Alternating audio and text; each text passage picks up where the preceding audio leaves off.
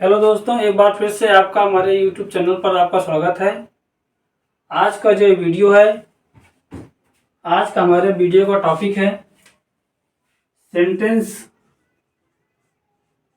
में सेंटेंस के पार्ट्स के बारे में बताऊंगा, फ्रेज के बारे में बताऊंगा और क्लॉज के बारे में बताऊंगा। पार्ट्स अर्थात सेंटेंस के पार्ट, सेंटेंस के भाग क्या होते हैं, फ्रेज जिसको हिंदी में बोलते हैं वाक्यांश, और क्लॉज इसको बोलते हैं उपवाक्य। तो सबसे पहले हम जानते हैं कि पार्ट्स ऑफ सेंटेंस के बारे में बात करेंगे। तो आप देखते हैं, देखिए जैसे सेंटेंस है, सेंटेंस के दो भाग होते हैं। एक होता है सब्जेक्ट और दूसरा होता है प्रेडिकेट। सब्जेक्ट और प्रेडिकेट, सब्जेक्ट को हिंदी में बोलते हैं उद्देश्य और प्रेडिकेट जो होता है इसको बोलते हैं हिंदी में विधेय।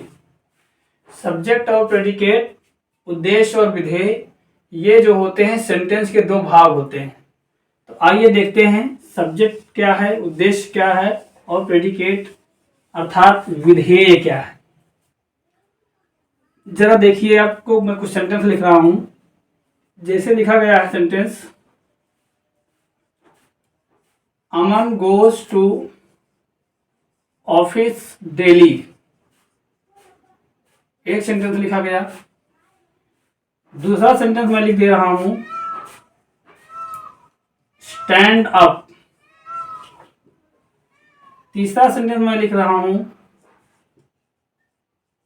Are you a happy man.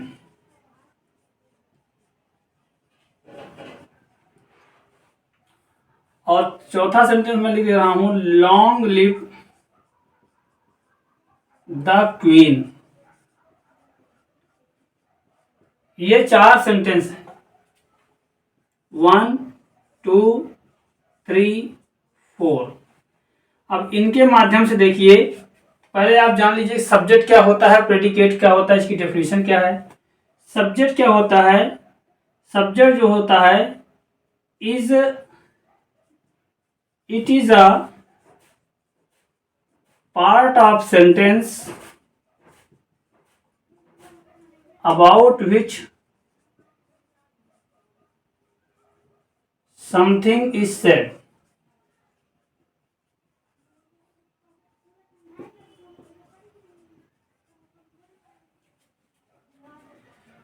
इसका मतलब होता है कि यह सेंटेंस का वह भाग होता है जिसके बारे में कुछ कहा जाता है। अर्थात सेंटेंस का वह भाग जिसके बारे में कुछ कहा जाए या कुछ व्यक्त किया जाए। It is that part of sentence about which some information is given. Sentence का वह पार्ट जिसके बारे में कोई जानकारी दी जा रही हो या जिसके बारे में कुछ व्यक्त किया जा रहा हो, कहा जा रहा हो। अर्थात सब्जेक्ट क्या होता है? सेंटेंस का वह पार्ट होता है जिससे जुड़ी हुई पूरे सेंटेंस की स्टोरी होती है। सपोज करिए अगर कोई कहानी है तो उस कहानी का एक नायक होता है, एक उसका हीरो होता है किसी भी स्टोरी का। तो सेंटेंस में जो सब्जेक्ट होता है वो सेंटेंस का हीरो होता है, क्योंकि जो स्टोरी होती है, कोई भी कहानी होती है तो उस कहानी का जो हीरो होता है उसी के चारों ओर कहानी चलती है, उसी से जुड़कर कहानी बनी हुई होती है, उसी के जीवन से जुड़ी हुई, उसी के घटनाओं से जुड़ी हुई, उसी के कार्य से जुड़ी हुई सारी बातें उस कहानी में होती हैं। तो जो नायक होता है वो हीरो होता है। अर्थात सेंटेंस में जो सब्जेक्ट होता है वो किसी भी सेंटेंस का सब्जेक्ट जो होता है वो उसका हीरो होता है। अर्थात सेंटेंस में जो सब्जेक्ट होता है वो उसका उद्देश्य होता है, यानी उसी को उद्देश्य को, यानी वही सेंटेंस का ऐसा उद्देश्य होता है जिसको लेकर के उस सेंटेंस की रचना की जाती है, संरचना की जाती है।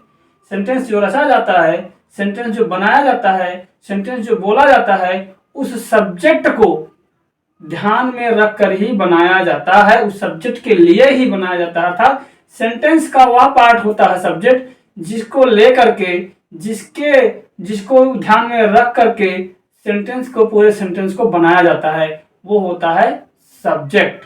अर्थात सब्जेक्ट वह भाग हुआ जिसके बारे में, सेंटेंस का वह भाग हुआ जिसके बारे में सारा सेंटेंस में जो भी जानकारी दी जा रही है, पूछी जा रही है, बताई जा रही है, कुछ भी हो रहा है, उस सेंटेंस के सब्जेक्ट को लेकर ही होती है। तो सेंटेंस का वह भाग जिसके बारे में कुछ कहा जाए या व्यक्त किया जाए, वो क्या होता है?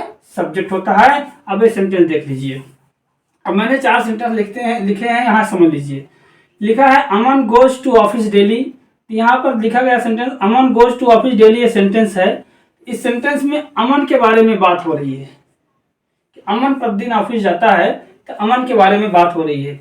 तो अमन क्या हुआ? इसका सब्जेक्ट हो गया। अब दूसरा सेंटेंस है स्टैंड अप। अब मैंने सेंटेंस का जो प्रकार बताया था, तो वहां पर देखेंगे तो सेंटेंस का जो टाइप था, सेंटेंस के टाइप में आप देखे थे, उसके अनुसार देखेंगे तो ये इंपरेटिव सेंटेंस है। ये कौन सेंटेंस है? इंपरेटिव है। और ये वाला था जो ये असर्टिव सेंटेंस था। तो क्या है ये इंपरेटिव सेंटेंस है। इसमें दिया गया स्टैंड अप। इस इंपरेटिव सेंटेंस में मैंने आपको बताया था, उसमें सब्जेक्ट छिपा होता है। यानी कौन stand up? You stand up, तुम स्टैंड अप, आप स्टैंड अप, जो कुछ भी है। तो अर्थात यू के बारे में यहाँ बात हो रही है। इसका सब्जेक्ट क्या है? यू इसका सब्जेक्ट हुआ, और ये अंडरस्टूड है, छिपा हुआ है। फिर दिया गया है are you a happy man. अब यहाँ पे जो सेंटेंस दिया गया है, इस सेंटेंस में आप देख रहे हैं एक इंट्रोगेटिव सेंटेंस है, क्वेश्चन कर रहा है। तो यहाँ पे क्या है? यू के बारे में बात हो रही है। यू के बारे में जो जानकारी मांगी जा रही है, यू के बारे में मांगी जा रही है, अर्थात यू के बारे में यहाँ बात की जा रही है, यू के बारे में ही कुछ कहा जा रहा है, यू को लेकर ही इस सेंटेंस की संरचना की गई है। इसलिए यू क्या हुआ? यहाँ का सब्जेक्ट हुआ। फिर लॉन्ग लिव द क्वीन, रानी की आयु लंबी हो।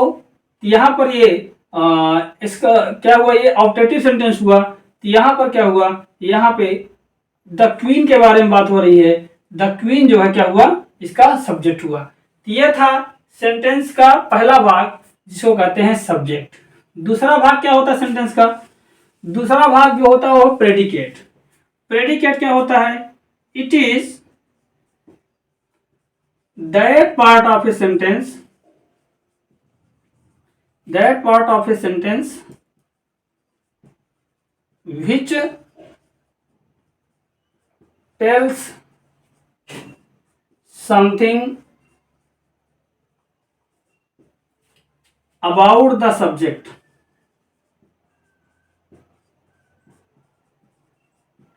अर्थात ये क्या होता है? जो प्रेडिकेट होता है, सेंटेंस का वह भाग होता है जो होता है सब्जेक्ट के बारे में कुछ बताता है।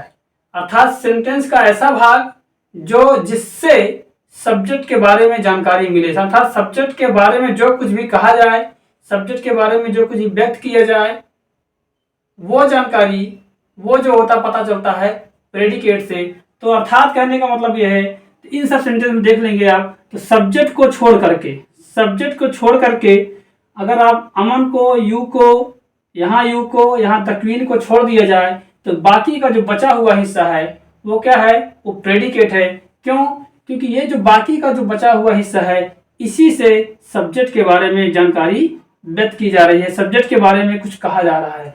अर्थात सब्जेक्ट को लेकर के कुछ अगर कहा जा रहा है, तो क्या कहा जा रहा है, कैसा कहा जा रहा है, वो जो कुछ भी जानकारी है, वो जो कुछ भी है, वो बाकी के बचे हुए हिस्से से पता चल रहा है।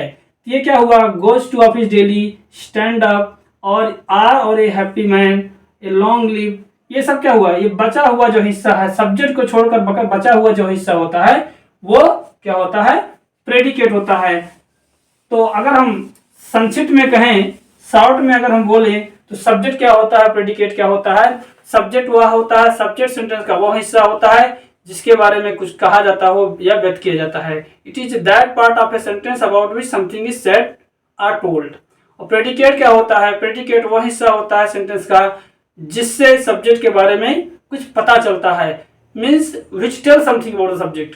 मतलब कहने का मतलब ये हुआ कि प्रेडिकेट हुआ it is that part of a sentence which tell something about the subject. ये दोनों इसकी डेफिनेशन हुई। आशा करता हूं कि आपके समझ में सब्जेक्ट और प्रेडिकेट आ गया होगा। अब दो बात आती है, अगर हम सेंटेंस जानते हैं तो सेंटेंस अगर हम जानकारी कर रहे हैं, सेंटेंस जानते हैं, सेंटेंस के पार्ट के बारे में जान गए, सेंटेंस के प्रकार के बारे में जान गए तो हमें फ्रेज और क्लॉज के बारे में भी जानना जरूरी है। अब फ्रेज क्या होता है, पहले बात देखते हैं हम। फ्रेज जिसको हिंदी में बोलते हैं, इन हिंदी इट इज कॉल्ड वाक्यांश। हिंदी में इसको वाक्यांश कहते हैं। फ्रेज क्या होता है? Phrase it is a group of words which makes meaning but not complete। ये क्या होता है? ये शब्दों का एक समूह होता है। फ्रेज होता है शब्दों का एक समूह होता है जो विच मेक्स मीनिंग, जो अर्थ बताता है, लेकिन जो अर्थ होता है वो कंप्लीट नहीं होता है। इसका एग्जांपल देख लीजिए, जैसे I go for a walk daily in the morning.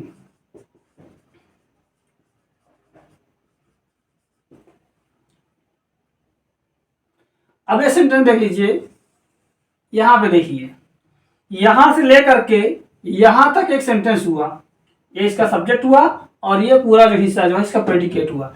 लेकिन किसी विशेष उद्देश्य के लिए, विशेष अर्थ बतलाने के लिए,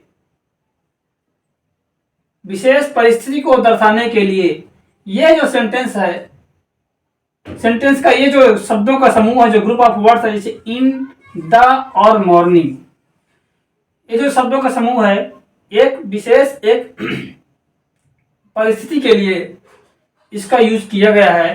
तो इन द मॉर्निंग जो है ये इस सेंटेंस, ये क्या है? ग्रुप ऑफ वर्ड्स है, शब्दों का समूह है।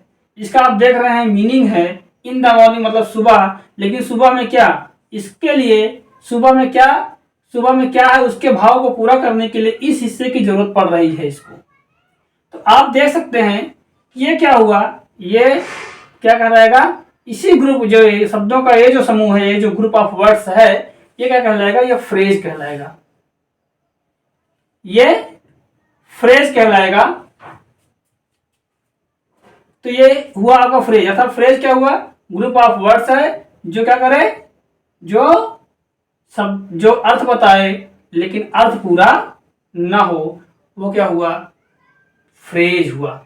इसका एक आध एग्जांपल और देख लेते हैं हम। जैसे एक सेंटेंस दे रखे हैं, ऑन द रिवर साइड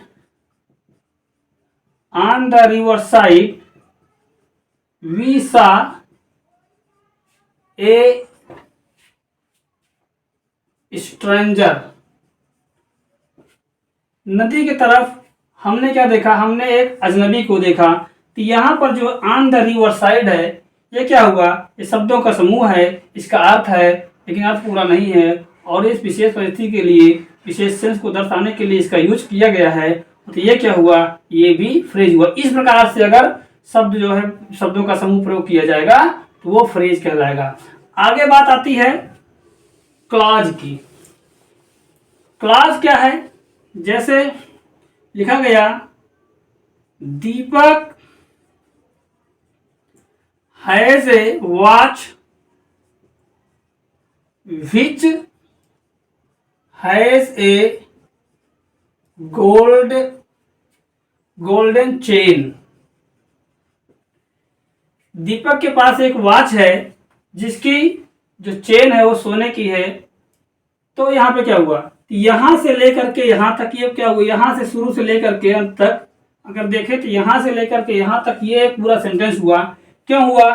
क्योंकि इसका एक ये शब्दों का समूह है, ये ग्रुप ऑफ वर्ड्स है, इसका मीनिंग है, और इसका मीनिंग यहाँ शुरू होकर के यहाँ पे कंप्लीट हो रहा है, इसलिए क्या हुआ, एक सेंटेंस हुआ। ये था सेंटेंस। लेकिन अब इसी में हम देख रहे हैं, इसी में जरा इस हिस्से को हम काट देते हैं, क्योंकि अभी आपने देखा, एक चीज देखा कि सेंटेंस का जब मैंने पार्ट बताया तो सेंटेंस के दो पार्ट आपने पढ़े, एक जाना, एक था सब्जेक्ट और दूसरा था प्रेडिकेट। सब्जेक्ट और प्रेडिकेट। सब्जेक्ट क्या होता है? सब्जेक्ट जो होता है सेंटेंस का वह हिस्सा जिसके बारे में बात की जाए। तो यहां पर इस पूरे सेंटेंस में देखेंगे तो Deepak has a watch which has a golden chain का मतलब क्या हुआ? तो दीपक के बारे में बात हो रही है, तो दीपक क्या हुआ? दीपक इस सेंटेंस का सब्जेक्ट हो गया और बाकी का जो बचा हुआ हिस्सा हो गया वो प्रेडिकेट हो गया। सब्जेक्ट को छोड़कर जो बचा हुआ हिस्सा होता है वो प्रेडिकेट होता है, क्योंकि वही जो होता है उसी हिस्से से सब्जेक्ट के बारे में जानकारी व्यक्त की जाती है। जो कुछ भी पता चलता है, जो कुछ भी कहा जाता है सब्जेक्ट के बारे में, वो प्रेडिकेट के हिस्से से कहा जाता है। लेकिन एक बात देख लीजिए, यहां से यहां तक तो ये सेंटेंस हो गया, ये उसका सब्जेक्ट हो गया और बाकी वाला ये पूरा प्रेडिकेट हो गया। अब इन सेंटेंस को जब मैंने दो टुकड़ों में बांट दिया तो यहां पर मुझे क्या मिला? एक मिला दीपक हैज ए वॉच, यहां फुल स्टॉप नहीं लगा रहा हूं, दूसरा लिख रहा हूं मैं विच has a golden watch, golden chain. अब इसको देखिए, इसमें देखेंगे अगर इन दोनों हिस्सों को अलग करेंगे तो क्या होगा? दीपक के बारे में कुछ बात हो रही है और दीपक के बारे में ये बात हो रही है, इसके बारे में कुछ कहा जा रहा है, व्यक्त किया जा रहा है। क्या कहा जा रहा है? वो ये है। यहाँ विच के बारे में कुछ कहा जा रहा है, व्यक्त किया जा रहा है, और क्या कहा जा रहा है उसके बारे में जो कुछ भी कहा जा रहा है इस हिस्से में कहा जा रहा है। तो यहाँ पे क्या देखा कि इन हिस्सों का भी अपना एक सब्जेक्ट और अपना एक प्रेडिकेट है। तो यह क्या हुआ? ये भी सेंटेंस जैसे है, अर्थात क्या जाने हम, परंतु इसमें एक कमी है। एक कमी यह है कि ये क्या है, सेंटेंस में जो क्लॉज होता है वो क्या होता है? जो क्लॉज होता है, क्लॉज की डेफिनेशन अगर हम लेंगे तो क्लॉज की डेफिनेशन होगा it is a part of sentence. पहली चीज, it is a part of sentence, it is a group of words, and दूसरी चीज है it has a complete meaning. अगली बात क्या है? It has a subject and predicate. But लेकिन एक पहला पॉइंट जो था क्या, it is a part of sentence. Subject जो से क्लॉज होता है, क्लॉज क्या होता है? क्लॉज जो होता है ये ग्रुप ऑफ वर्ड्स होता है, शब्दों का समूह होता है जिसका अपना मीनिंग होता है, मीनिंग कंप्लीट होता है, अर्थात शब्दों का समूह जिसका पूरा अर्थ बतलाए, लेकिन वो सेंटेंस का एक हिस्सा हो, जिसका अपना एक सब्जेक्ट और प्रेडिकेट भी हो, लेकिन वो सेंटेंस का एक हिस्सा हो, तो वो क्लॉज कहलाएगा। अर्थात किसी सेंटेंस के अंदर ऐसे हिस्से, ऐसे पार्ट्स जो सेंटेंस के जैसे दिखाई पड़े, सेंटेंस के भीतर ऐसे हिस्से या सेंटेंस के भीतर का ऐसा हिस्सा जो सेंटेंस के जैसे दिखाई पड़े, वो क्लॉज होता है। अर्थात शब्दों का समूह हो जो जिसका अर्थ हो और जिसका खुद का अपना सब्जेक्ट और प्रेडिकेट हो, परंतु वह सेंटेंस ना होकर एक सेंटेंस का हिस्सा हो, उसका काम सेंटेंस को बनाने का में योगदान करने का हो, उस सेंटेंस को की रचना करने के योगदान कर रहा हो, वो क्या होता है? क्लॉज होता है। अर्थात क्लॉज की डेफिनेशन जान लीजिए। तो ये दोनों क्या हो गए? अगर इसको अलग कर दिया, दीपक हैज ए वॉच अलग कर दिया, फुल स्टॉप लगा दिया तो सेंटेंस हो गया। लेकिन अब यहां पर क्या हुआ? एक क्लॉज ये हो गई और एक क्लॉज ये हो गई। ये क्या है? ये क्लॉज है। क्लॉज क्या है? क्यों है? क्लास क्यों है? क्योंकि ये सब्जेक्ट, ये सेंटेंस तो यहाँ से यहाँ तक है, लेकिन सेंटेंस के अंदर का एक शब्दों का ऐसा समूह है जिसका अपना खुद का सब्जेक्ट और प्रेडिकेट है, और जो अर्थ बता रहा है, तो जो एक पूरा अर्थ बता रहा है और खुद का अपना सब्जेक्ट और प्रेडिकेट है, परंतु वो सेंटेंस का क्या है? सेंटेंस का हिस्सा है, तो वो क्लॉज है। आशा करता हूं कि आपके समझ में क्लॉज, फ्रेज आ गया होगा और सब्जेक्ट और प्रेडिकेट भी अच्छी से समझ में आ गया होगा। एक बात और ध्यान दीजिए कि अगर प्रेडिकेट है तो उसमें वर्ब भी होगी। ऐसा भी कह सकते हैं कि क्लॉज वो है जो शब्दों का समूह हो जिसका अपना अर्थ हो, ठीक है, शब्दों का समूह हो जिसका अपना अर्थ हो, उसका खुद का अपना सब्जेक्ट और प्रेडिकेट की जगह ऐसा भी कह सकते सब्जेक्ट और वर्ब हो। अगर सब्जेक्ट और वर्ब हो कह रहा है तब भी समझ लीजिए सब्जेक्ट और प्रेडिकेट हो तो क्या है? क्लॉज है। इस तरीके से आप समझ लीजिएगा। आगे एक दो, ठीक है, बस इतना बहुत है। आशा करता हूं कि आपके